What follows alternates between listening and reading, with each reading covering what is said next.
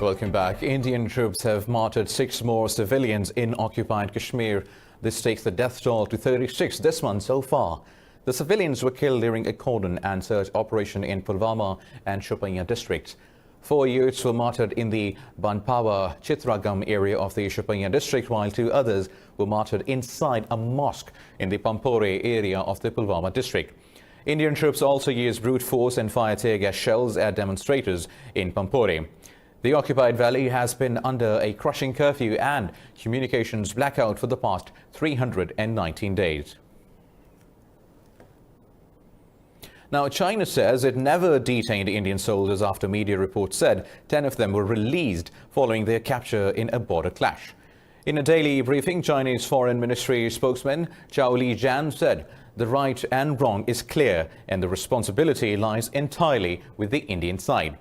He added the 2 sides are in communications over diplomatic and military channels. Zhao said Beijing hopes New Delhi can work with China to maintain the long-term development of bilateral ties. Earlier, India's media reported that China released 10 soldiers who were captured in a border clash, which also left 20 Indian soldiers dead. The border tension with China has become a major challenge for Indian Prime Minister Modi since he took power in 2014. Pakistan's Foreign Minister Shah Mahmood Qureshi says Islamabad voted against India's non-permanent membership of the UN Security Council. In a policy statement before the Senate of Pakistan, Qureshi said India is a violator of the Security Council resolutions on Kashmir. Qureshi said Indian actions in Kashmir are in violation of the UN Charter and international norms. He said Pakistan is focused on exposing India's sinister designs at the world level. Meanwhile, the Foreign Ministry said the world community should pay attention to the plight of Kashmiri women in India. In a statement on the International Day for the Elimination of Sexual Violence in Conflict, the ministry said Kashmiri women have been frequent targets of sexual violence by the Indian occupation forces. In Pakistan, 136 people have died due to COVID-19 in the past 24 hours, raising the toll to over 3,200. The Health Ministry says Pakistan saw a consecutive 5th-day decline in the ratio of the new cases as 4,944 infections were registered overnight. The ministry said the tally of patients has surpassed 165,000 with more than 100,000 active cases. It said over 61,000 patients have recovered so far. The ministry said it has now tested over 1 million people for the virus. It said the province of Sindh leads in the number of cases with more than 62,000 infections. Officials said 103 ventilators have been added in the national health sector, increasing the total to over 1,500.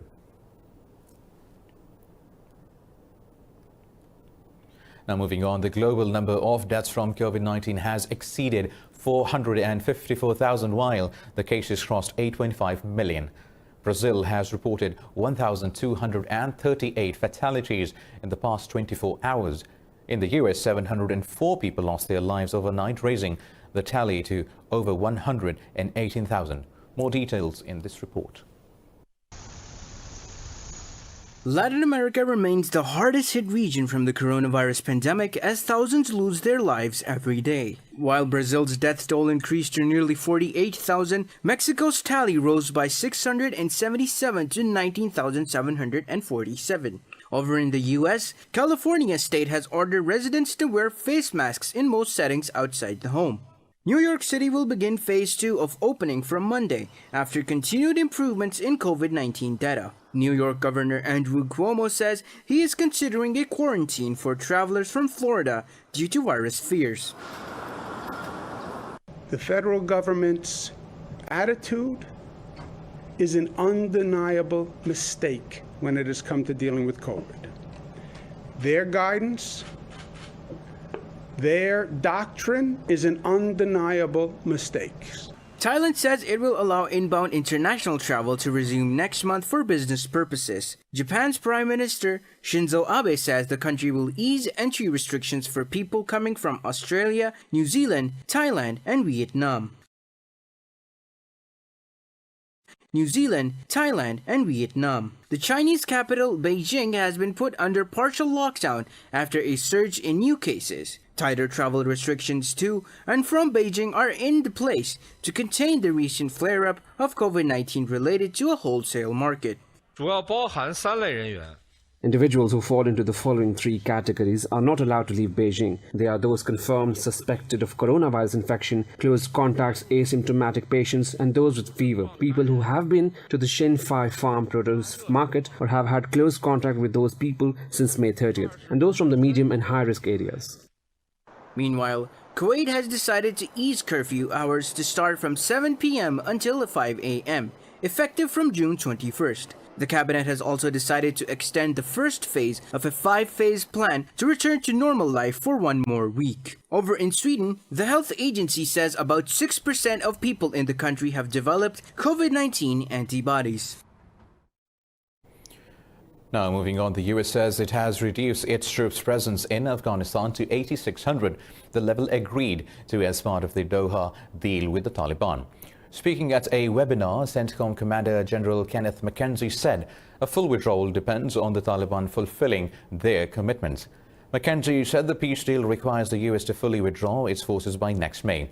He said the Taliban are already at odds with ISIS, but the US needs to see what the group does against the militants. He said Washington wants to be satisfied that attacks against the US are not going to be generated from Afghanistan. As part of the deal, the Taliban agreed not to allow any violent group to use Afghan territory to plan or carry out attacks on the US. Now, the UN nuclear watchdog has passed a resolution calling on Iran to stop denying the agency access to 2 suspected former sites. Diplomats said the decision was made by the Board of Governors of the International Atomic Energy Agency in a meeting today. The resolution asks Iran to let inspectors into the sites mentioned in 2 reports of the nuclear watchdog. The agency said the disputed sites can still host undeclared nuclear material or traces of it. The resolution was submitted by Britain, France and Germany.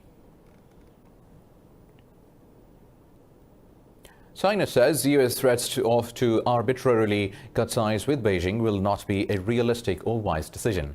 In a press briefing, Foreign Ministry spokesperson Zhao Lijian made these remarks in response to President Trump's statement. In a tweet earlier, President Trump said Washington has a policy option to disassociate with Beijing.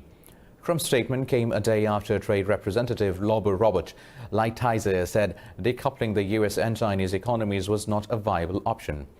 Meanwhile, Secretary of State Mike Pompeo said Washington and the G7 nation are gravely concerned over Beijing's new security law on Hong Kong.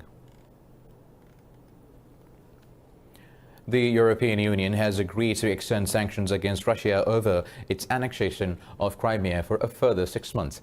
The decision was made during a video conference meeting of the 27 EU leaders. In a news conference, European Council head Charles Michel said that now the bloc is ready to proceed with the rollover of the sanctions. The curbs are expected to be extended until the end of the year.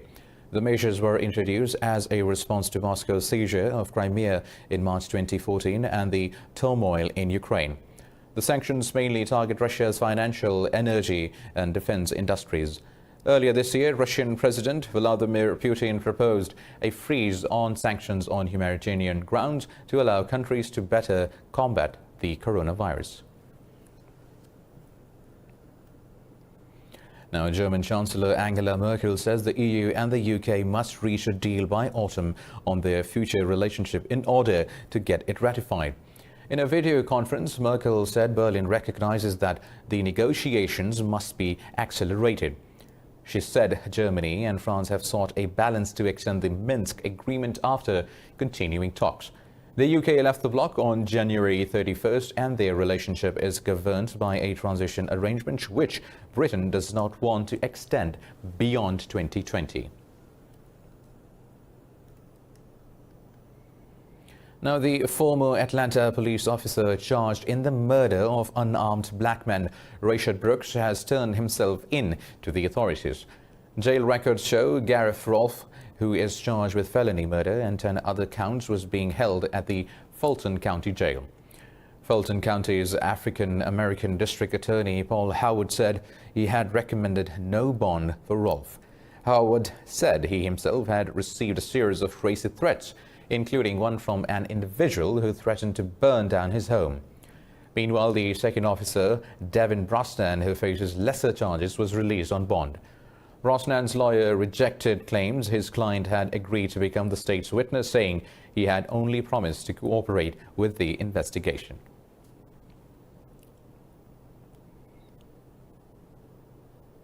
The U.S. Supreme Court has ruled against President Donald Trump's bid to end a major program that protects young immigrants from deportation. The justices upheld lower court's ruling that found Trump's move unlawful. The program protects about 650,000 young people who entered the U.S. without documents as children. Trump raged against the ruling, implying that the Supreme Court does not like him. The Trump administration has sought to end the Obama-era policy since 2017. Meanwhile, former President Barack Obama praised the ruling and urged voters to elect a Democratic president and Congress in November.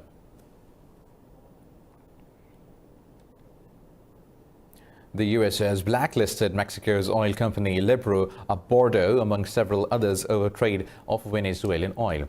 In a statement, the Treasury Department said it sanctioned 3 individuals, 8 entities, and 2 vessels for skirting U.S. sanctions on Venezuela.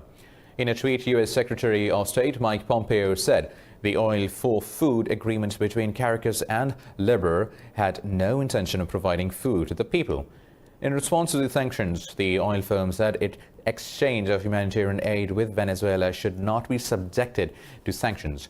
Meanwhile, Venezuela's Foreign Minister George Arriaza called on the UN to act, saying Caracas will take the matter.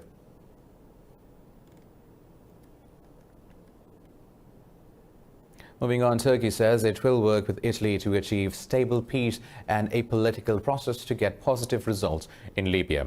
Speaking at a news conference with his Italian counterpart Luigi Di Maio in Ankara, Foreign Minister Mevlut Cavusoglu said the NATO allies can also cooperate in the Eastern Mediterranean.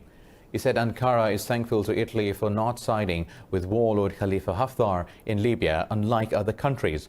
Cavusoglu said Turkey also wanted to work with Italy on meeting Libya's energy needs. For his part, Luigi Di Maio said Rome aims for sustainable peace in Libya. The situation in Libya has worsened lately due to increasing influence of foreign powers in the country. Turkey says Ankara is ready to cooperate with the U.S. in Libya in the near future. At a webinar, Foreign Minister Mevlut Cavusoglu said foreign and defense ministers will soon work with the U.S. counterparts on Libya. He also said President Tayyip Erdogan and U.S. President Donald Trump have similar perspectives on the war-torn country. He said the development will be important for regional stability and Libya's future. The foreign minister said Ankara would like to further expand the areas of cooperation with the U.S. His statement follows a Turkish delegation's visit to the Libyan capital Tripoli, where it held a series of meetings with the government.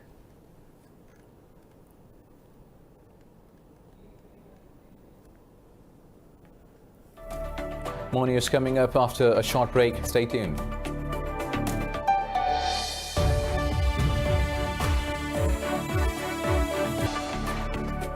Welcome back. Now, Chinese prosecutors have charged 2 detained Canadians with alleged espionage.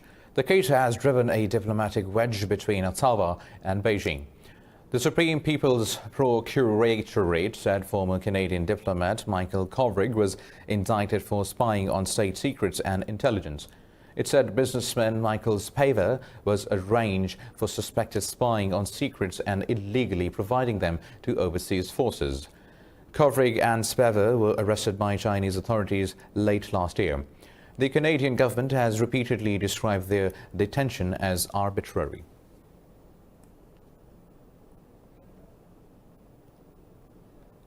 UN Human Rights Chief says any new national security laws imposed on Hong Kong must protect civil and political freedoms. In a statement, Michelle Bachelet said there should be meaningful legislative and judicial oversight of the implementation of such legislation. She said a security law should only permit restrictions to human rights that are strictly necessary and proportionate. Bachelet said her office remains engaged with China and will continue to monitor the situation closely. Yesterday, China's top legislative body began drafting the national security law for Hong Kong.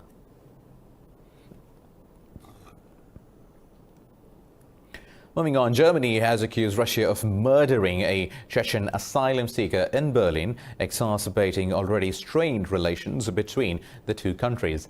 In a statement, the prosecutor's office said the suspect under arrest had received orders from Moscow to murder Zelimkhan Khangoshivli last summer. The prosecutors formally charged the 49-year-old Russian national with the murder and the violation of Germany's weapons law. On Thursday, the Foreign Ministry summoned the Russian envoy to convey Berlin's stance regarding the murder case. Reacting, Ambassador Sergei Nashayev said these accusations are groundless and not backed by any evidence.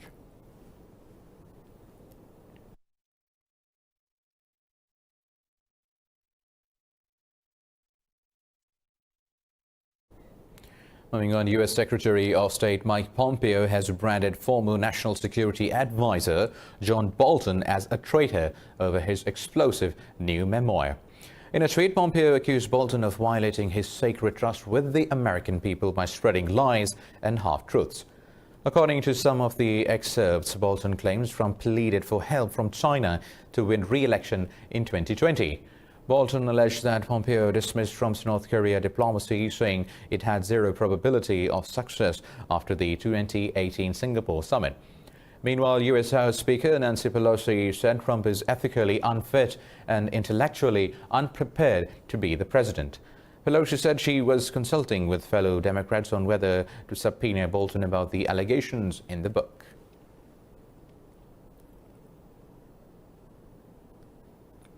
Facebook has deactivated dozens of ads placed by U.S. President Donald Trump's re-election campaign for using symbols once used by the Nazis. In a statement, the social media giant said the ads violated their policy against organized hate. The post also asked users to sign a petition against the anti-fascist movement Antifa. But the ad on Trump's page alone gained as many as 950,000 impressions in one day. Similar ads on Vice President Mike Pence's page gained as many as 500,000 impressions. Serbian President Aleksandar Vučić says he will reject the EU membership if Belgrade does not receive concessions in return for recognizing Kosovo. After meeting Russian Foreign Minister Sergei Lavrov, Vučić said no resolutions of Serbia's future ties with Kosovo will be possible without Moscow's consent. Serbia, which is in talks to join the EU, has set a number of preconditions for normalizing ties with Kosovo. It also wants to regulate outstanding problems, including issues related to energy and finances. Kosovo, where Albanians account for 90% of the population, declared independence from Serbia in 2008. In Brazil, a former aide to President Jair Bolsonaro's son has been arrested in a graft investigation. Prosecutors said Fabricio Queiroz was arrested from the homes of Bolsonaro's family personal lawyer. Queiroz was brought in for questioning over the bank transactions of $230,000 in a suspected embezzlement scheme. Queiroz's lawyer has deemed his client's arrest unnecessary and ruled out a plea deal. Bolsonaro's son has denied any wrongdoing, branding the inquiry a political attack on his family. Meanwhile, the president lashed out at the Queiroz's arrest, describing it as a spectacle. It was a spectacle of an arrest. He must be in Rio de Janeiro by now, being assisted by a lawyer. Justice is on its way. It looked as if they were arresting the greatest thug on the face of earth, but justice is on its way. I repeat, he was not on the run and there was no order for his arrest. Moving on, in New Zealand, a police officer has been killed after an unidentified person shot him during a routine traffic stop in Auckland. Police are hunting the person, who also left wounded another officer while fleeing his car. Schools and daycare centres near the scene of the incident in Auckland were on lockdown as the police searched for the shooter. In a statement, Prime Minister Jacinda Ardern said the death was devastating. New Zealand Police Commissioner Andrew Costas did not provide details on why the car was stopped by the officers. This violence was directed at police, it seems, as a result of a traffic stop. Clearly, any person with a firearm in this state of mind is dangerous, but I don't believe that the general public needs to be concerned at this point in time. In Ivory Coast, 13 people have died in a landslide near Abidjan city after a drainage channel burst due to torrential rains. Abidjan's prefect, Vincent Toby, said several others are missing. The prefect said 20 houses were also swept away by the floods in the area. The mayor of Anyama, Amidou Saila, said the death toll is expected to rise as a search for survivors was still going on. Abidjan is home to some 5 million people, many of whom live in precarious shanty towns in flood-prone or dangerous zones.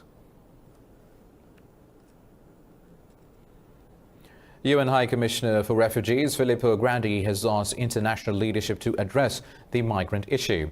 During a briefing to UN Security Council, Grandi said the number of displaced people has doubled to almost 80 million in the last 10 years. He said the surge has occurred due to decades of wars and violence exacerbated by poor governance and inequality. He said the trend shows when leadership and multilateralism fail to deliver, the peripheries of nations with no power feel the impact. Grandi said unity and the leadership of Security Council is required to solve this crisis. He urged the global community to follow up on ceasefire calls.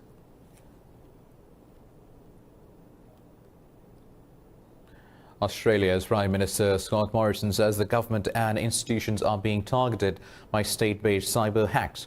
Morrison said the attacks are widespread, covering essential services and businesses as well. The Prime Minister declined to identify a specific state actor. He said the attacks have happened over many months and are increasing. Morrison said his announcement is intended to urge businesses to improve their defenses. Now, France marks the 80th anniversary of General de Gaulle's call for wartime resistance. The general and former president appealed to the French population to resist the German occupation of France during World War II.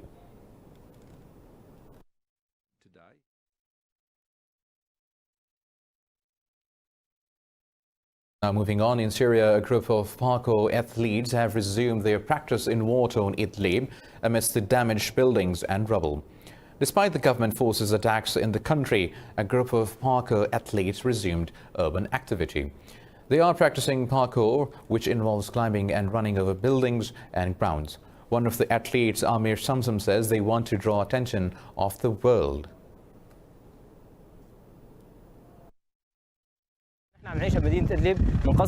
Due to the attacks in Idlib, we can perform this sport only in times of ceasefire agreement. Our goal is to make ourselves heard, to participate in the championships. We would like to show to the world that we have the opportunity and that we can do good shows. With this sport, we give a message of challenge to the attackers. There is no need for ideal conditions to achieve. Remember, Idlib falls within a de-escalation zone forged under an agreement between Turkey and Russia. Now, moving on, stage and film actor Sir Ian Holm, who played Bilbo Baggins in the Lord of the Rings films, has died at the age of 88. Holm was classically trained and put in memorable performances in numerous plays. Holm began his career on stage working as part of the Royal Shakespeare Company. He gained international exposure when he was cast as Android Ash in Alien film. According to his agent, his illness was Parkinson's related. His role as an athletics coach in Chariots of Fire won him a British Academy Film Award and an Oscar nod for Best Supporting Actor. Business news coming up after a short break. Stay tuned. Now, German payments company Wirecard AG stocks have slumped more than 60% over a fraud of about $2 billion. In a statement, the online payments giant said it's an aggrieved party in a case of fraud of considerable proportions. Wirecard said there was evidence of false figures intended to deceive the auditor and create a wrong perception of the existence of such cash balances. It said missing money was supposed to be held in accounts at 2 Asian banks and had been set aside for risk management. but the company's auditor said the bank had been unable to provide the account numbers. Auditor EY refused to sign off its 2019 accounts over a missing amount and said they were unable to confirm the money existed. The missing amount is equivalent to about a quarter of the company's total balance sheet.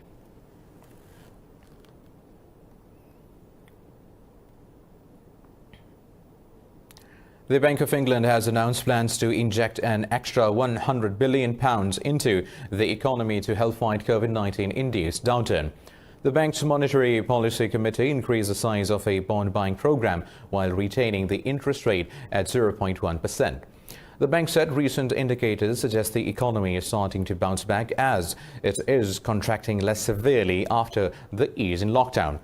Bank's Deputy Governor Ben Broadbent said Britain's economy is heading for a roughly 20% contraction over the first and second quarters of 2020. In its May outlook, the central bank predicted the economy will shrink by 27%. Earlier, the UK's economy contracted by a record 20.4% in April. Now, Wall Street stocks have jumped over news that China was set to increase its purchases of US farm products regarding the Phase 1 trade deal. Investors shrugged off rising new coronavirus cases in several US states. A surge in the shares of Apple, Microsoft Corporation and Amazon lifted Nasdaq Composite. The indices of S&P 500 and Dow Jones Industrial Average also traded nearly 1% higher. Earlier, the EU stocks closed higher over the bloc's proposal for over $800 billion recovery fund to tackle the COVID-19 crisis. Meanwhile, oil prices soared above $42 per barrel after OPEC producers and allies promised to meet supply.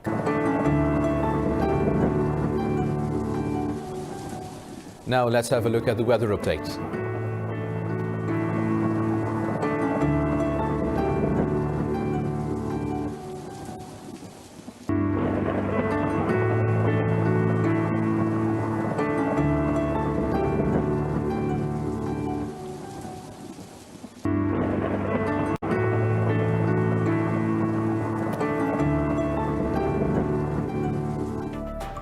Well, that's all for now. For the latest updates, you can always follow us on social media at Indus.News. Take care.